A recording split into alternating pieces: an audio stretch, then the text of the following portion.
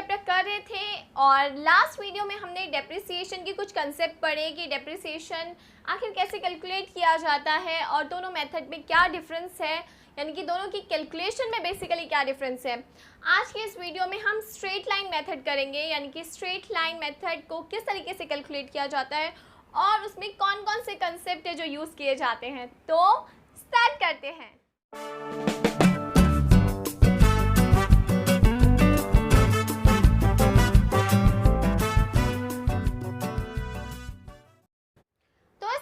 हम अपना straight line method.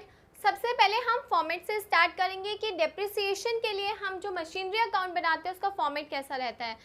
Date particular amount यानी कि जो नेचुरल हमारा।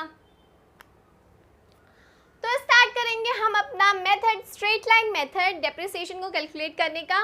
इसके लिए सबसे पहले हम फॉर्मेट को समझेंगे जो कि मशीनरी अकाउंट का फॉर्मेट है, यानी कि एसेट का मशीनरी हो सकता है, कोई भी एसेट हो सकता है। तो उसका फॉर्मेट क्या रहता है, डेट पर्टिकुलर अमाउंट। लेजर बनाते हैं ना हम, date particular amount, date particular same वही है, एक साइड डेबिट है और एक साइड आपकी क्रेडिट साइड कहलाएगी। ठीक है, अब इसमें किस तरीके से हम एंट्रीज करते हैं वो सीखेंगे, कैसे बनाते हैं वो सीखेंगे। इसके लिए मैंने एक एग्जाम्पल लिया है जो कि मैं आपको पढ़ के बताती हूँ। हम मशीनरी परचेज कर रहे हैं ऑन 1 अप्रैल 2016 को 1 लाख की। ठीक है, उसके बाद हमने सेकंड मशीन भी परचेज करी है जो कि नेक्स्ट ईयर करी है एंड उसके बाद उसे बेचा है। तो यानी कि मैंने इस वीडियो में 3 केसेस लिए हैं। एक तो सिंगल मशीन का ट्रीटमेंट, और जब वो डबल हो जाए यानी कि एक और मशीन हम खरीद लेते हैं तो कैसे हम उसको लिखते हैं, ट्रीट करते हैं। एंड थर्ड वन, जब हम मशीन सेल करते हैं तो क्या एंट्री पास की जाती है। देखिए, सबसे पहले स्टार्ट करते हैं मशीन परचेज जो कि हमने 1 अप्रैल 2016 को करी है 1 लाख की। जनरली जब भी कंपनी मशीन परचेज करती है तो जनरल एंट्री क्या पास करती है, मशीन अकाउंट डेबिटेड टू जिस भी पर्सन से। अगर आप बैंक से पेमेंट कर रहे हो तो टू बैंक से पैसा चला जाता है, लेकिन मशीन अकाउंट क्या होता है, डेबिट होता है। तो यहाँ पे भी मशीन का अकाउंट क्या होगा, डेबिट होगा। किससे, टू बैंक अकाउंट से। ठीक है, आप चाहें तो ऊपर कंपनी का नाम जो भी आपको क्वेश्चन में गिवन होगा वो लिख सकते हैं, the books of ABC limited. ठीक है, हम यहाँ से स्टार्ट करें क्योंकि मैंने यहाँ पे बेसिकली कंसेप्ट समझाना है। मशीन जब आप खरीदोगे तो मशीन अकाउंट में मशीन क्या होगी, डेबिट हो जाएगी। डेट आ जाएगी 1 अप्रैल 2016 को हमने खरीदी। ठीक है, अब जो डेप्रिसिएशन लग रहा है वो लग रहा है 10% पर एनम के हिसाब से। ओके, एंड ईयर एंड है हमारा 31 मार्च। ठीक है, 1 अप्रैल को हम स्टार्ट कर रहे हैं। अब ईयर एंड कब होगा, एक साल कब होगा इस मशीन को, 31 मार्च 2017 को। ठीक है, अब हम डेप्रिसिएशन लगाएंगे बाय डेप्रिसिएशन अकाउंट। आपको पूरा लिखना है बाय डेप्रिसिएशन अकाउंट, अकाउंट को शॉर्ट फॉर्म में, लेकिन डेप्रिसिएशन कितना आप लगा रहे हैं। देखिए, मशीन खरीदी थी हमने 1 लाख की, हमने पूरे साल उसे यूज़ किया है, तो 1 लाख का 10% कितना होगा, 10,000। ठीक है, ऑन सेम डेट 31 मार्च को ही हम बैलेंस CD भी निकाल देंगे जो कि आएगा 1 लाख में से 10,000 की मशीन पे अगर डेप्रिसिएशन लग गया, 10,000 डेप्रिसिएशन लग गया तो मशीन की कॉस्ट कितनी बची, 90। कैसे निकाला, 1 लाख में से 10,000 को लेस करके। अब हम इसे क्लोज कर देंगे जो कि है 1 लाख, राइट। अब नेक्स्ट ईयर इस चीज़ को BD किया जाएगा। देखिए, 31 मार्च 2017 को हमारा ईयर एंड हो रहा है, तो यानी कि उसका नेक्स्ट डे 1 अप्रैल 2017 को BD हो जाएगा। तो 1 अप्रैल 2017 को हम टू बैलेंस BD लिखेंगे, यानी कि BD मतलब ब्रॉट डाउन करेंगे कितने से, 90,000। हमारे एसेट की वैल्यू आज की डेट में कितनी है, 90,000 है, राइट। अब हम इस साल हमने सेकंड मशीन और ख़रीदी है जो कि 1 अक्टूबर 2017 को ख़रीदी है। तो 1 अक्टूबर, क्योंकि वो 2017 में ही आता है, तो 2017 में हमने एंट्री कर दी कि एक मशीन और आई, तो टू बैंक अकाउंट से उसकी पेमेंट हो गई। कितने की आई है, 2 लाख रुपीज़ की, तो हम यहाँ पे 2 लाख मेंशन कर देंगे, राइट। इसके अलावा जो नेक्स्ट ट्रांजेक्शन है यानी कि बेचने की, वो 2018 अक्टूबर की है, तो यानी कि 31 मार्च 2018 तक हमारी और कोई ट्रांजैक्शन नहीं हुई, सिर्फ हमने एक मशीन खरीदी थी। ठीक है। तो अब इस केस में जब हम डेप्रिसिएशन लगाएंगे बाय डेप्रिसिएशन अकाउंट, हम फर्स्ट पे अलग और सेकंड पे अलग अलग करके दिखाएंगे ताकि जब हम बेचते हैं तो हमें कैलकुलेशन करना इजी हो जाता है। देखिए ये स्ट्रेट लाइन मेथड है, आपने ओरिजिनल कॉस्ट पे डेप्रिसिएशन कितना निकाला था 10,000, तो यानी कि इस साल भी डेप्रिसिएशन का अमाउंट सेम रहेगा। ये मशीन अभी खरीदी है, कितने की खरीदी है 2 लाख की, 2 लाख का 10% कितना होता है, दैट इज़ 20,000। अब 20,000 आपने कितने महीने के लिए ये मशीन यूज़ करी, तो 2 लाख का आप 10% निकालोगे एंड हाउ मेनी मंथ्स, आपने अक्टूबर में ली ये मशीन, तो अक्टूबर, नवंबर, दिसंबर, जनवरी, फरवरी, मार्च, यानी कि 6 मंथ्स। तो हम क्या करेंगे, जस्ट उसका हाफ कर देंगे जो कि आएगा आपका 10,000। कैसे, 2 लाख का 10% 20,000 होता है और 6 मंथ्स यानी कि आधे साल के लिए हमने यूज़ करी, तो 20,000 का हाफ 10,000 आ जाएगा। तो आपका डेप्रिसिएशन आएगा 20। बैलेंस सीडी निकालेंगे फर्स्ट का और सेकंड का, ठीक है। बैलेंस सीडी देखिए, फर्स्ट का आ रहा है 90 में से 10,000 गए 80,000, 2 लाख में से 10,000 गए 1,90,000, ये आ जाएगी बाहर टोटलिंग 2,70,000। अब इसको भी क्लोज करेंगे हम, तो आएगा 2,90,000 एंड यहाँ की भी टोटलिंग आएगी 2,90,000। यहाँ तक पार्ट ख़त्म, यानी कि अगर हमें 2 के साथ तीसरी मशीन भी दी होती तो भी हम उसको इजीली सॉल्व कर लेते, थर्ड मशीन का भी डेप्रिसिएशन लगाते और उनका बैलेंस शीट निकालते। ओके, अब इसके बाद 1 अप्रैल 2018, क्योंकि ये सारी ट्रांजैक्शन 31 मार्च 2018 को हो रही हैं, 1 अप्रैल को हम पीडी करेंगे फर्स्ट का और सेकंड का, ठीक है। तो फर्स्ट है 80,000 की एंड सेकंड है 1,90,000 जो कि आ गया 2,70,000, राइट। अब इस साल हम 1 अक्टूबर को पहली मशीन बेच रहे हैं, sold first machine on a 1 October for ₹60,000।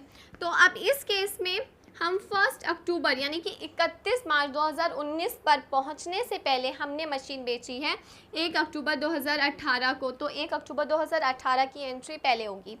अब मशीन में क्या एंट्री होगी, देखिए सबसे पहले डेप्रिसिएशन अगर उस मशीन पे लग रहा है तो हम मशीन पे लगाएंगे, ऑफ कोर्स लग रहा है, क्योंकि अगर हम 1 अप्रैल को बेच देते उसको तो कोई डेप्रिसिएशन नहीं लगता, लेकिन हमने उसे अप्रैल, मई, जून, जुलाई, अगस्त, सितंबर 6 महीने यूज़ करने के बाद बेची है, तो 6 महीने का डेप्रिसिएशन हम उस पर लगाएंगे। तो बाय डेप्रिसिएशन अकाउंट कैसे लगेगा, देखिए आपने मशीन पे डेप्रिसिएशन कितना था, इस मशीन पे 1 लाख था, 1 लाख का 10% कितना होता है 10,000 होता है, जो कि हम कैलकुलेट कर रहे थे। 6 मंथ्स का कितना होगा, हाफ कर देंगे, तो 5,000 इस मशीन पे डेप्रिसिएशन लग गया। अब आप देखोगे कि आपके पास मशीन थी 80,000 की, उसमें से 5,000 तो डेप्रिसिएशन लग गया। नाउ मशीन की कॉस्ट कितनी आ गई 75,000, आपने बेची कितने की, वो आएगा under the head by bank account, कितने की 60,000। जब भी आप मशीन बेचोगे तो बाय बैंक के अंडर बेची जाती है, क्योंकि आपकी ट्रांजैक्शन क्या होती है, बैंक अकाउंट डेबिटेड, मशीन जा रही है तो टू मशीनरी अकाउंट, तो मशीनरी अकाउंट क्रेडिट हो जाता है किससे, बैंक से। तो बैंक में आपके पैसा आ गया 60, तो 75,000 में से 60,000 गए, इट मीन्स आपका 15,000 का लॉस हो रहा है। तो 15,000 को हम by profit and loss account bracket में लॉस लिखेंगे, दिखाएंगे कि हमें 15,000 का लॉस हो गया। तो अगर आप लॉस को क्रेडिट साइड दिखाते हो, इसका मतलब ये होता है कि प्रॉफिट एंड लॉस अकाउंट में ये अमाउंट क्या हो रहा होगा, डेबिट हो रहा होगा, यानी कि profit and loss account debited, to machinery से हमें कितना लॉस हो रहा है 15,000 का हो रहा है, तो प्रॉफिट एंड लॉस अकाउंट यहाँ पे क्रेडिट साइड लिखा जाता है 15,000 से। अब आप अगर इसका टोटल करोगे तो वो 80,000 ही बनेगा, देखिए 60, 75, 80,000, ठीक है। यानी कि फर्स्ट मशीन का पार्ट कंप्लीट हो गया। जब भी आप सेल करोगे तो आप 3 एंट्रीज करते हो, अगर उस पर डिप्रिसिएशन लग रहा है तो आप लगाओगे, उसके बाद आप उसको बेचने की यानी कि बैंक अकाउंट की एंट्री करोगे, एंड प्रॉफिट या लॉस की, लॉस इधर आता है, प्रॉफिट हो तो वो डेबिट साइड आता है, क्योंकि उस समय पे profit and loss account credit हो रहा होता है, तो मशीन अकाउंट डेबिट हो रहा होता है, राइट। अब ये एंट्री करने के बाद हम ईयर क्लोज करेंगे, जो कि है 31 मार्च 2019। बची हुई मशीन हमारे पास सेकंड है, हम उसी पे डेप्रिसिएशन लगा देंगे सेकंड पार्ट पे, जो कि लगेगा हमारा कितना 2 लाख की खरीदी थी, उसका 10% 20,000, यानी कि आपकी ओरिजिनल कॉस्ट क्या थी मशीन की 2 लाख थी, इस समय पे हमने 6 मंथ्स का लगाया था इसलिए 10,000 आया था। अदरवाइज उसका 10% कितना होता है 20,000 होता है। और बाय बैलेंस सीधी हम निकाल देंगे, 1,90,000 में से 20,000 गए 1,70,000, तो अब इसका टोटल कर लेंगे हम लोग, जो कि हमारा 2,70,000 आना चाहिए। 1,90,000 प्लस 80 2,70,000। तो इस तरीके से हम स्ट्रेट लाइन के केस में क्वेश्चन को सॉल्व करते हैं। ये क्वेश्चंस बहुत इजी हैं, बस आप इसके कंसेप्ट को समझिए कि कितने टाइम हम उस चीज़ को यूज़ कर रहे हैं, उस चीज़ को कंसिडर करके चलना है, डेप्रिसिएशन उस हिसाब से लगेगा। आप चाहें तो अपने माइंड में एक पिक्चर बना सकते हैं इस चीज़ की, हमारे पास वो एसेट है, हम उसको 6 महीना यूज़ करने के बाद बेच रहे हैं तो 6 महीने का डेप्रिसिएशन लगेगा। हमने उसे अगर 6 महीने पहले ख़रीदा है तो 6 महीने का हम उस पर डेप्रिसिएशन लगाएगा। अगर हमने उसे 3 महीने बाद ख़रीदा, 3 महीने पहले ख़रीदा है तो हम उस पर 3 महीने का डेप्रिसिएशन लगाएंगे। तो ये चीज़ आपको अपने कंसेप्ट क्लियर करने हैं। बाकी ये जो चीज़ें हैं ये बहुत सिंपल है, डेप्रिसिएशन अकाउंट कोई मुश्किल नहीं है मशीन अकाउंट बनाना। अब इसके बाद मैं आपको डेप्रिसिएशन अकाउंट बनाना सिखाऊंगी जो कि बहुत सिंपल है। अब हम सीखते हैं डेप्रिसिएशन अकाउंट कैसे बनाते हैं। देखिए डेप्रिसिएशन अकाउंट बनाना बहुत सिंपल है। आपने डेप्रिसिएशन अकाउंट मतलब मशीनरी अकाउंट में क्रेडिट साइड लिख रहे थे, यानी कि मशीनरी अकाउंट में जब हम depreciation by dep credit side लिखते थे, ठीक है, तो यानी कि डेप्रिसिएशन में जो एंट्री पास होगी वो डेबिट साइड होगी। कब होगी 31 मार्च, जब आपने मशीन अकाउंट में एंट्री पास करी है।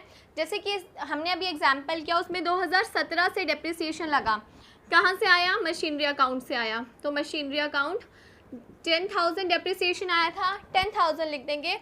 और ऑन अ सेम डेट, क्योंकि ईयर क्लोज उसी समय हो रहा है, हम उसे by profit and loss account में ट्रांसफ़र कर देते हैं। तो ये सिंपल क्लोज कर दिया जाता है। फिर नेक्स्ट ईयर जब डेप्रिसिएशन लगता है 31 मार्च 2018, कहाँ से आएगा डेप्रिसिएशन, मशीनरी अकाउंट से आएगा। कितना, अगर आपके पास 2 मशीन हैं तो दोनों पे आप डेप्रिसिएशन निकाल लेंगे। लाइक पहले वाले केस में 10,000 एंड 10,000 20,000 था, तो 20,000 हम निकालेंगे। और उसके बाद ईयर क्लोज सेम डेट हो रहा है 2018 को, तो by profit and loss account 20,000 हम ट्रांसफ़र कर देंगे, तो ये यहाँ पे क्लोज हो जाएगा। तो बहुत सिंपल रहता है हमारे लिए डेप्रिसिएशन का अकाउंट बनाना, क्योंकि कुछ करना ही नहीं होता, मशीन अकाउंट से ट्रांसफ़र करना है और प्रॉफिट एंड लॉस अकाउंट में उसको पोस्ट कर देना है। तो ये आज हमने सीखा स्ट्रेट लाइन मेथड किस तरीके से किया जाता है। आई होप आप लोगों को समझ आया होगा। अगर आपको कोई भी डाउट है तो आप मेरे से इंस्टाग्राम पे या यूट्यूब पर पूछ सकते हैं। और अगर आपको ये वीडियो पसंद आई है और समझ आई है तो प्लीज़ इसे लाइक ज़रूर करें, शेयर करें, कमेंट करें और चैनल को सब्सक्राइब करें। Thank you.